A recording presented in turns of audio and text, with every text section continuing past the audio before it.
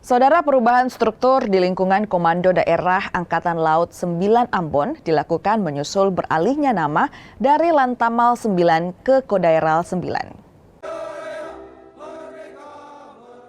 Serah terima jabatan digelar di Dermaga Irian, Markas Komando Daerah 9 Ambon pada 9 Januari 2026.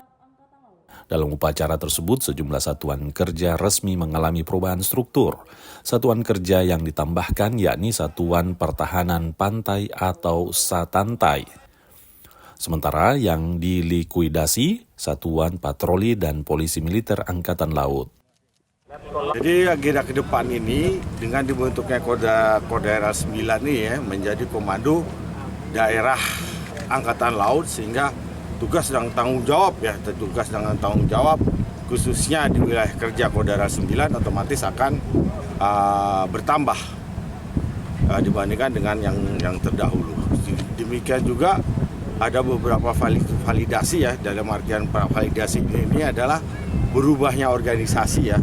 Ada beberapa satker yang berubah dan ada juga beberapa satker yang memang dilikuidasi. Karena kita mengikuti perkembangan zaman, kemudian perkembangan lingkungan strategis. Validasi beberapa statkar yang mengalami perubahan dan likuidasi di lingkungan Kodaeral ini mengikuti perkembangan zaman dan lingkungan strategis untuk mendukung program Astacita Presiden Prabowo Subianto.